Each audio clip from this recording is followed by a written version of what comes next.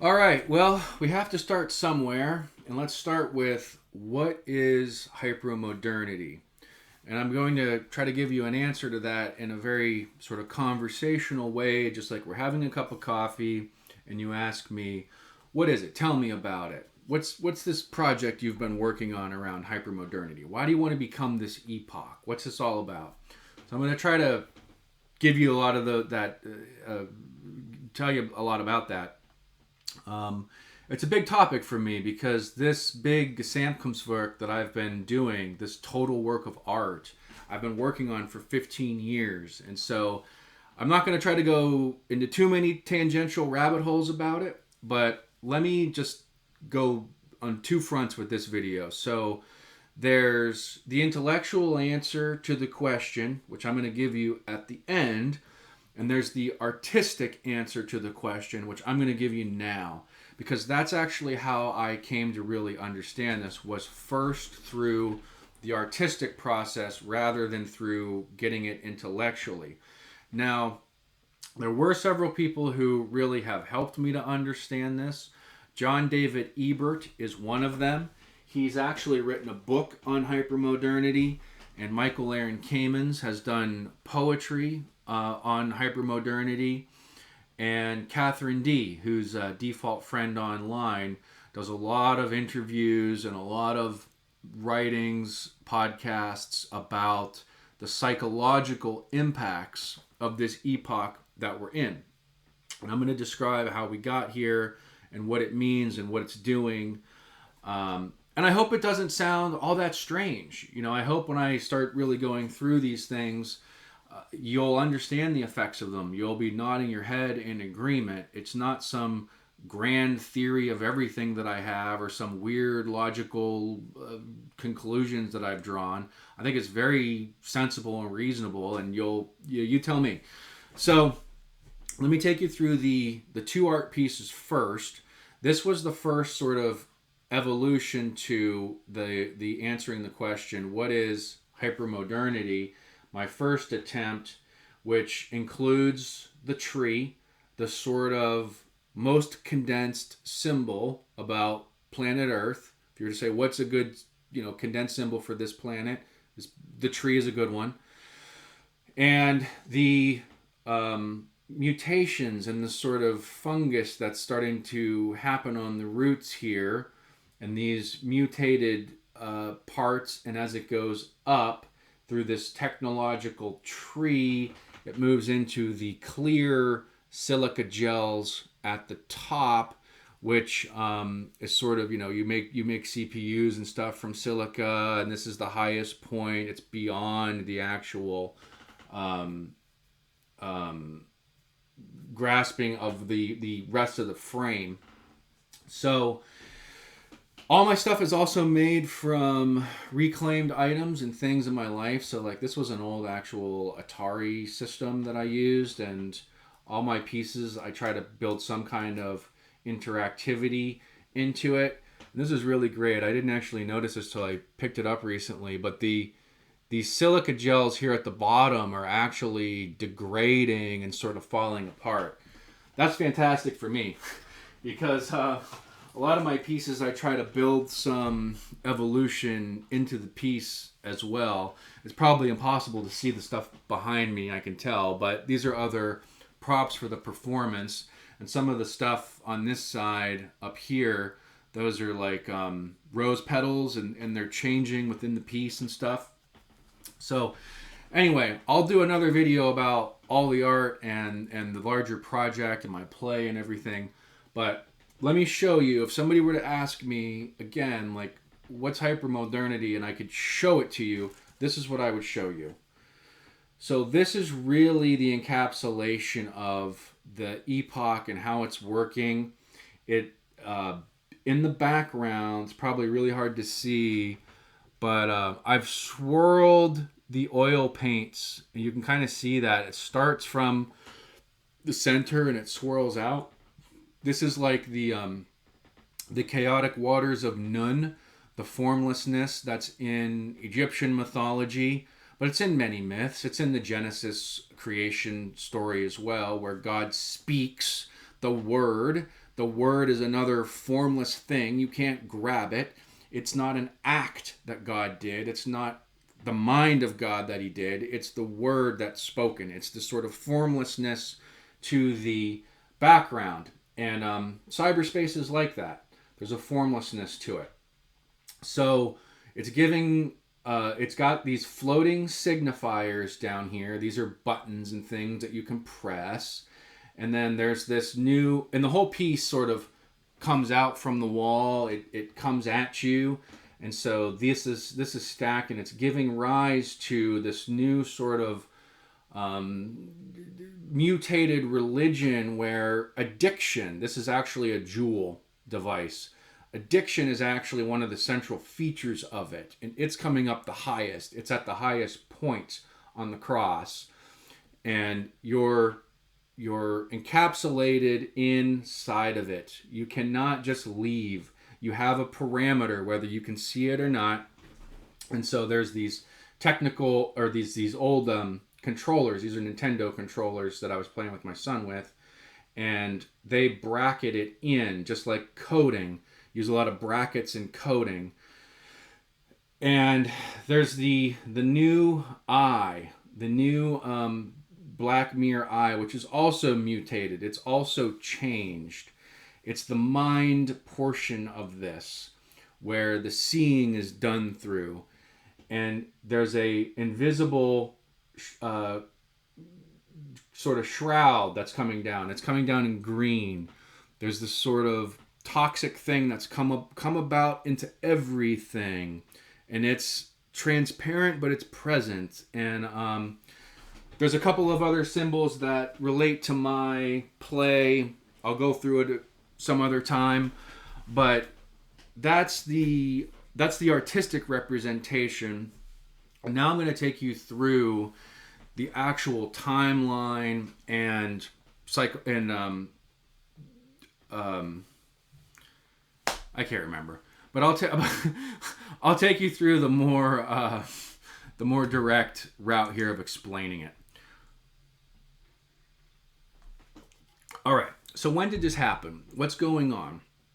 And there's a sort of pre-dawn point where the light is starting to come over the hill.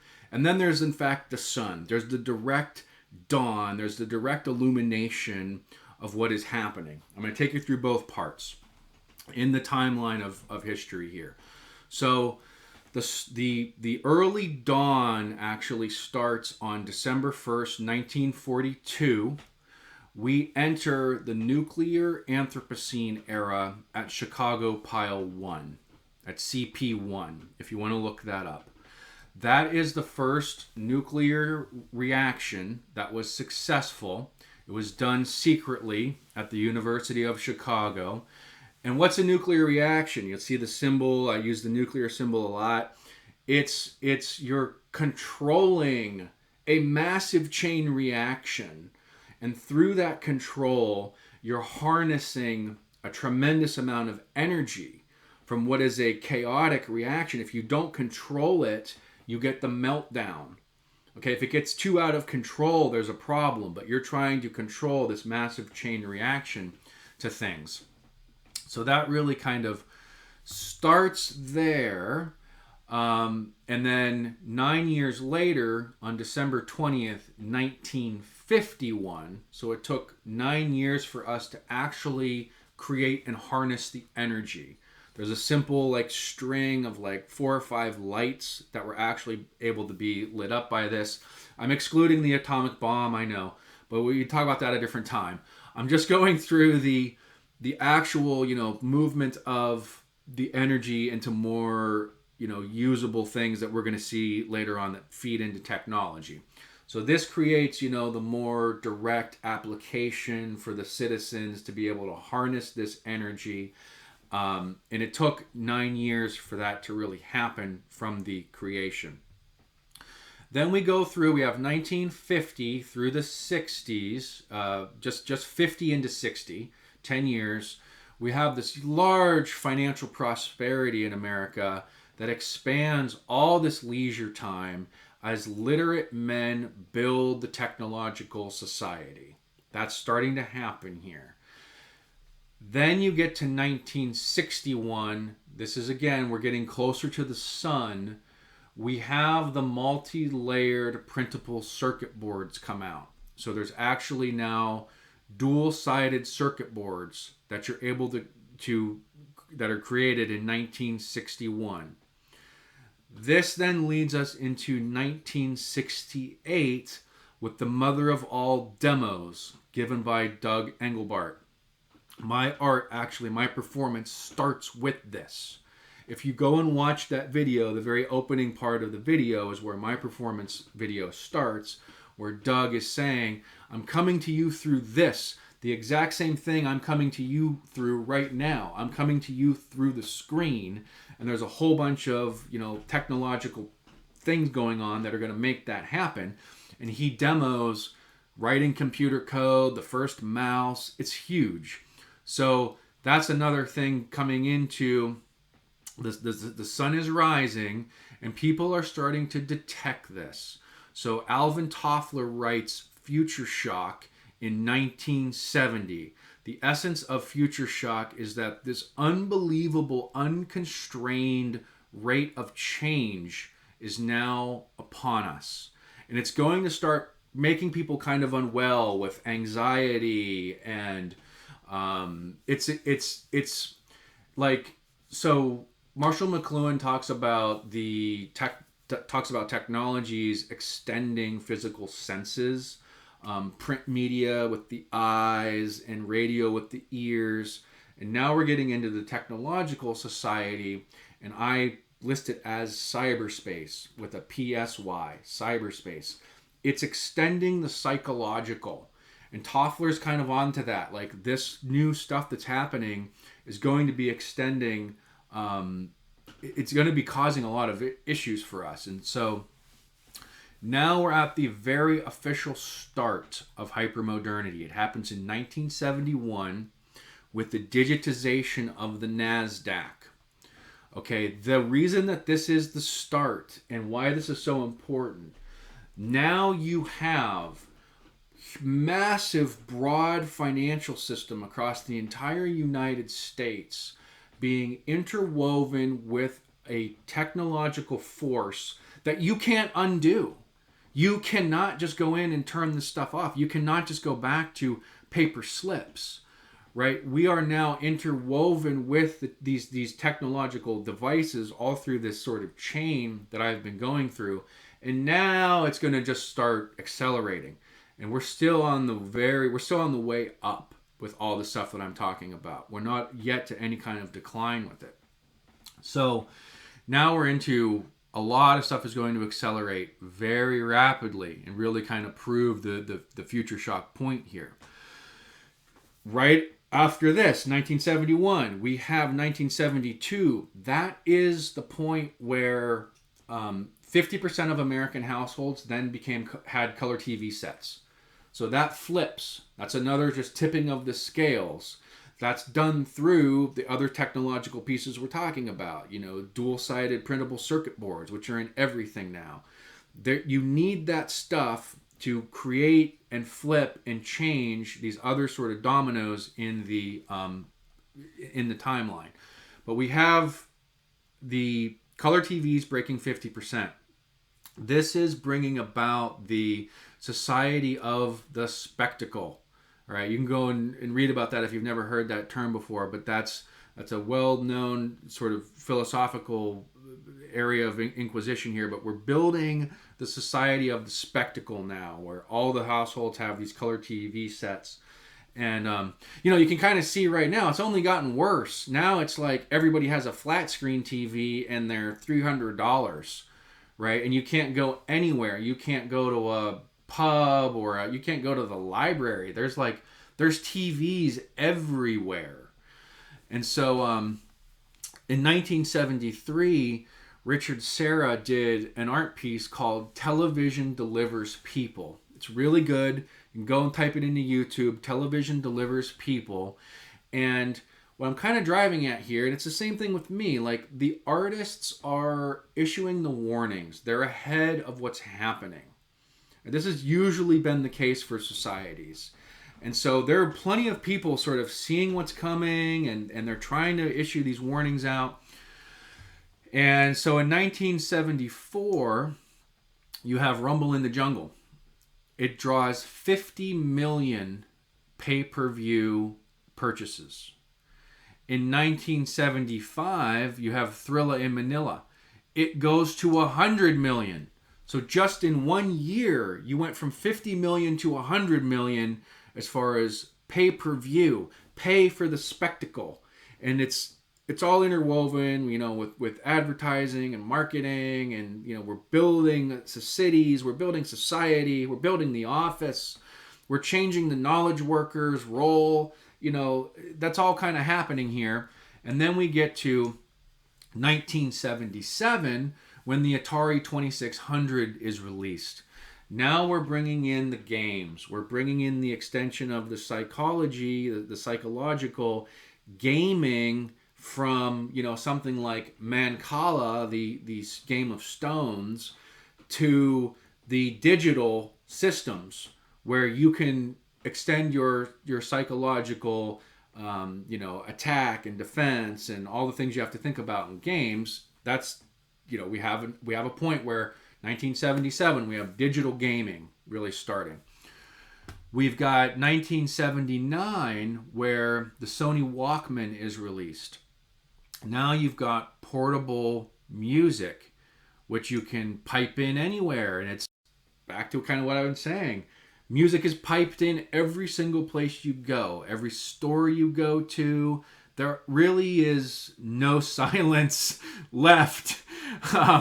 Even when you're out in the woods walking, somebody comes by with a Beats by Dre, and they've got their music on or whatever. Music is just piped in all over the place. So you've got, and it's individualized, right? And actually, it was funny because the Sony Walkman actually had two audio headphone jacks, because they thought that the one audio headphone jack was just too socially isolating. So the original one was built with two, so you and a friend could actually pair in and listen to music together. 79 also brings about the fear of the nuclear era. So you have 3 Mile Island coming out. You have, or 3 Mile Island event that actually happens in Pennsylvania. You've got the China syndrome, and you've got a real kind of, let's pump the brakes on nuclear. There's a lot of concerns about it. You've got 1980 now through 86. I just point this out as a total corollary to all this stuff. The Serra Pilota gold mine. It's featured in the film Pawaquatsi. If you watch the first opening scene in Pawaquatsi, it's all these people digging a mine with hand tools. There's not a single mechanical tool being used. They're digging a gigantic pit, and they're carrying out sacks of mud, sacks of dirt, with the hopes that they're going to find gold inside them. Fascinating. And the photography that was done is amazing as well. I've gotten the book from the library. Can't remember the photographer's name right now off the top of my head, but very, very good. Take a look at that. All right, so then we get to 1988. We have the Pan Am Lockerbie bombing. We have terrorism actually starting to mutate into this spectacle within society, and it's being perpetrated by people outside of the technological society. And so it's a very interesting event if you want to go back and look at the Pan Am Lockerbie bombing. And in fact, I believe it wasn't until just a couple of years ago that one of the perpetrators behind it was found and now is in prison. In 1989, we have the dissolution of the Soviet Union, which was very, very hard to predict. Very few people were actually able to predict that that was going to happen. And then in the 1990s, the invisible stuff that I'm kind of talking about is really becoming visible. You have kitsch, huge rise in kitsch, and it's perpetrated by the shopping mall. And the shopping mall is bringing together all the subcultures, and it's weaving them in now with intellectual property and mass media, and you're getting the professional sports, and just the whole entertainment system is being built where our subconscious kind of retreats into this like empty materialism, and it was said even about the first Gulf War, like it was such a televised event. It was almost an entirely televised war, and I lived through it. It really had no impact on anybody. A very few, it's so we're in a very materialistic phase, and of course we thought we would become the greatest nation in the world through consumption, and it's come to bite us in the ass pretty hard. All right, nonetheless, we get to finally 2001, 9/11, the end of the postmodernist project. I have to explain that a whole other time. Just, you can, if you want to read, a really good thing to read is Baudrillard's writing on the spirit of terrorism. And he really kind of describes this as well. But that project really, it ain't coming back, folks. It's on the massive decline. That's certainly the end of its acceleration. And we've had some people trying to like resuscitate the corpse here, but it's not going to work. And because this new epoch is still rising, so it's not like one thing comes down and another thing comes up. Kind of like I was pointing out, there's a bunch of sequential, things happening, rising and falling, and as these other trends are going on, the hypermodernity is rising up. Okay. So that's the general sort of timeline, and a lot of it's tied into my art and stuff, and so I kind of like begin here at 9/11, and I have a big bunch of stuff on 9/11, but now I'm going to give you like the real intellectual stuff that I kind of wrote down rather than me just talking about it.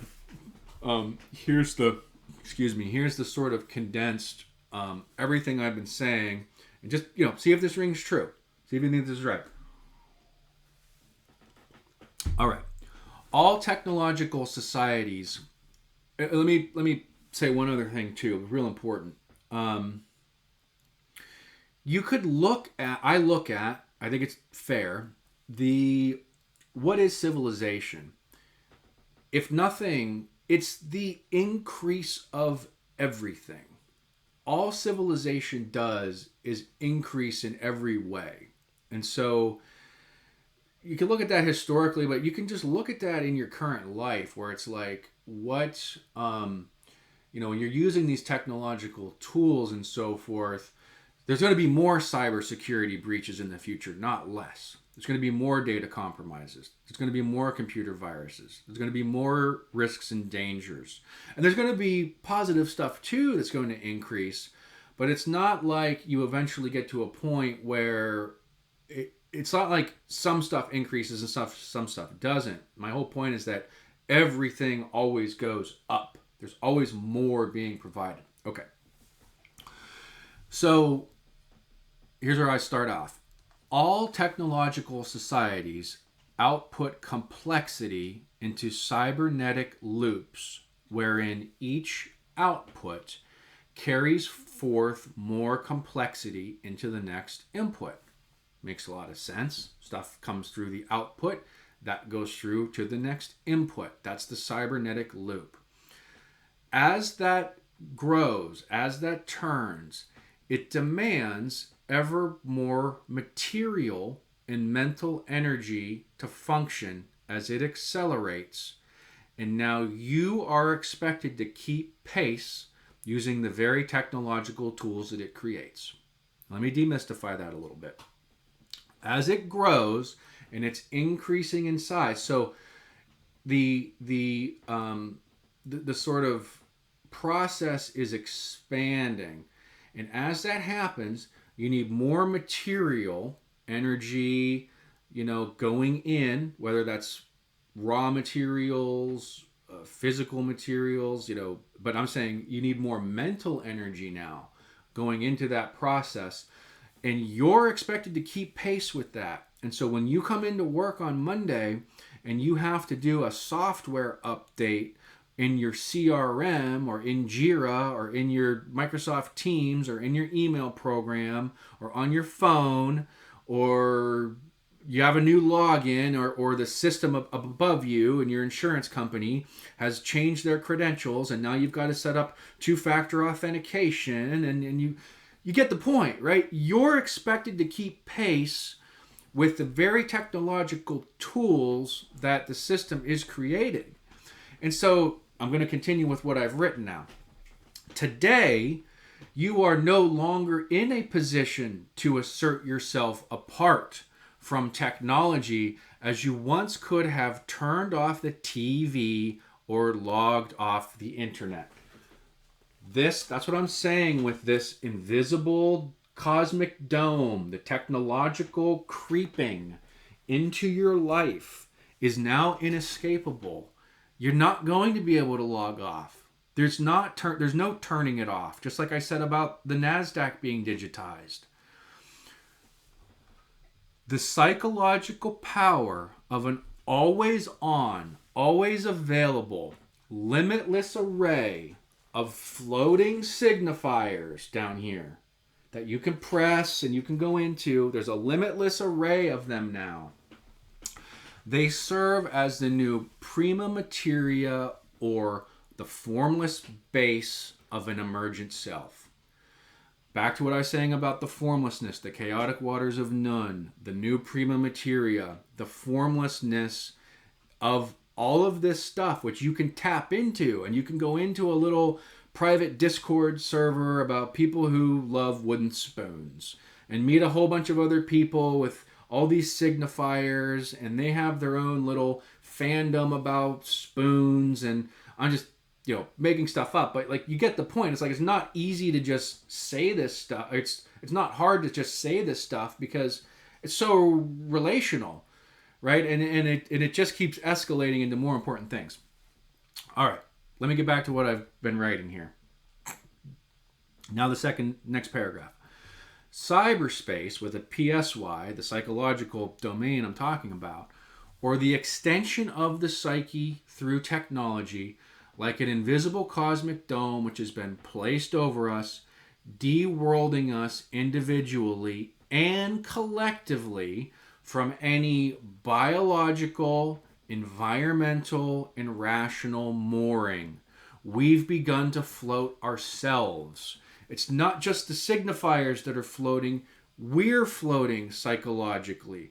We're not able to moor ourselves any longer to the biological truths and the biological things that past historical societies could, or the what am I saying here? Environmental, where you found yourself in the desert, you could find some psychological solace through a practice. But now, if you don't like where you were born, where you were, you can just get up and move.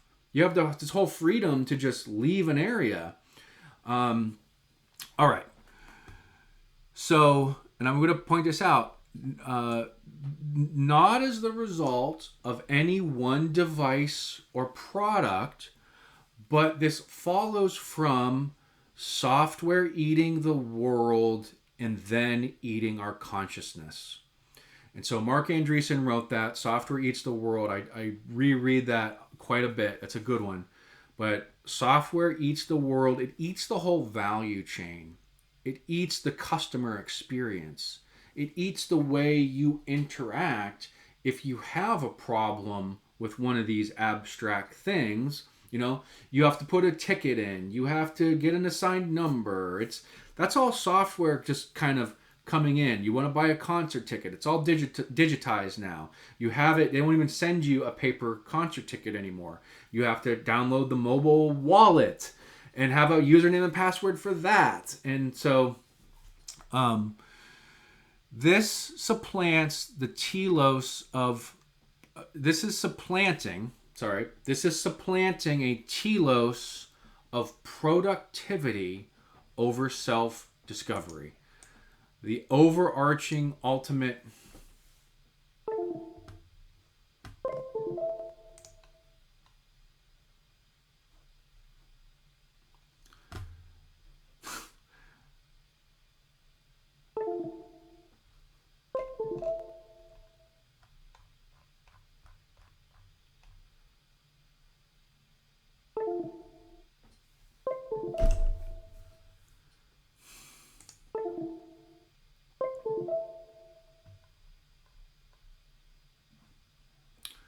All right, sorry, my computer blipped out for a second there, but let me go back to. All right, so the next paragraph. As postmodernity, through the qualia of intellectual property, assimilated all subcultures and vices as the dominant culture, it has turned us into a society of addicts who cannot individualize beyond such tastes brought about through indoctrination. One of the things, I'll demystify that a little bit. One of the things that postmodernity did when it destroyed or attempts to destroy the grand meta narrative with the fact that there are no meta narratives, which is in fact a meta narrative itself, is that it brings about the subcultures, and I love them. You know, heavy metal music, Dungeons and Dragons, board games, video games, comic books. All those subcultures became subsumed back into the dominant culture. You know, when I was growing up, you were kind of a rebel if you were into that kind of stuff. Now it's like you can just go to the mall, you can just buy it on Amazon, you can just have it delivered to your door. And so these are tastes brought about through indoctrination, and you can't really individualize your way out of it because you're addicted yourself to all kinds of other aspects of this. And I'll talk about the whole society of addiction and the society of addicts that we find ourselves in today some other time. But I mean, come on, if you can say nothing else about America, we are a society of addicts. And it's all through and through us. All right. So we now construct ourselves in the reverse order of the historical natural psyche, where the material aspects of roles and rituals helped guide us. We now flow from the psychological to the material. That's one of the biggest change that's happened. That's why I put into my art, like, it's the death of the natural psyche. We're not going back. You used to go from the material external world, the stuff that I was talking about, the biological and the environmental and the roles and the rituals and the chief and the family, to the psychological. That's gone. We are now going from the psychological world of cyberspace into the material world. We're trying to create and craft ourselves in a totally different fashion. Identities incubated online within a maze of fantasy where the imagination can thrive in darkness. Previous psychological symbols have been turned into a world of private mirrors and semiotic systems. That's where we live. Everyone's living in their own private little mirror world, and they're all becoming increasingly unreachable. You can't really penetrate in. And what we see happening now is like the mirrors actually have to be shattered to actually reach people, because there wasn't any way to get to them otherwise. So we're living in this world of private mirrors in our imaginations, and it's all kind of being done in secret. It's all kind of being done in darkness. You know, you can sit there and not have a conversation about it. You can, lay in bed with your partner, and you can both be on your phones, and you can both be into different worlds and extending your psychology. And so private, area here.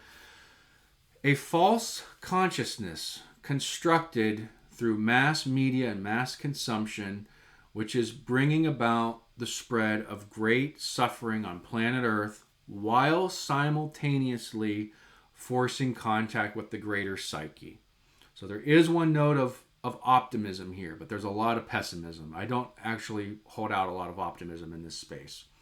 But it's this kind of false consciousness brought about through hypermodernity, the mass technological, the mass media, the mass consumption, the affluence, the leisure society, the explosion of tool building. I mean, there's a lot to it, but it's spreading, and that's why I go through the nuclear Anthropocene era definition. And if you go and you look at all the countries that have actually built a nuclear reactor, many of them are in what I'm talking about. Many countries who get there, that's why I use it as like a good demarcation point, begin to enter into this era of hypermodernity. And this sort of large epoch is going to have all kinds of interesting, rifts and spikes. And, I haven't really even mentioned AI and the ability to use these technological tools and so forth. And there's going to be some positive things, but there's also a tremendous amount of energy that all this stuff consumes. Like I was saying, it's not just the physical energy. It's not just the energy of the controlling the chain reaction. It's the mental energy. And that chain reaction, it's totally out of control. And people are, chewing pills to just, have a sense of sanity. And it's like, so you see this causing all kinds of conflicts. But when I talk about the contact with the greater psyche, the sort of divine God, the greater consciousness, the being beyond beings, the Godhead, this is actually simultaneously drawing us into that. Because before, and you can think about this back to the tribe, you have you live in the tribe, and you have the pathologies and psychopathologies of the tribe. And so the tribe might, like I was reading a lot about the Mayans and how Cortez was able to conquer and destroy the Mayan civilization so easily. I mean, he did it with like 800 men and a couple of ships. Well, one of the things that the Mayans really believed in was not dying in battle. And so a lot of their weapons were never made to be lethal. They were made to wound but not kill. And it was actually more honorable to be captured and sacrificed than it was to be killed in battle. So there's a lot of mixing of things there, but it's like, that's an interesting pathology for a civilization, that it's more honorable to be captured and sacrificed than it is to die in the actual act of combat for your entire civilization. Okay, but I'm pointing that out as just a sort of just a touchstone here to all the psychopathologies that you're exposed to on the internet. So many people's just insane, crazy beliefs about stuff. And you can take the sort of like funny stuff like flat earth, but it ain't that funny, really. It's like people are dedicating the energy in their life, and it's like, you're not going to talk them out of it because of all the stuff I've been saying. You can't reach them. They're in their world of other people who believe this stuff as well. So anyway, I think for now I will end there and sort of, talk more about my art and other things. This will not be a final video on the topic. And feel free to leave me any comments on my thinking, but that's kind of where I am with this. All right, thanks. Bye.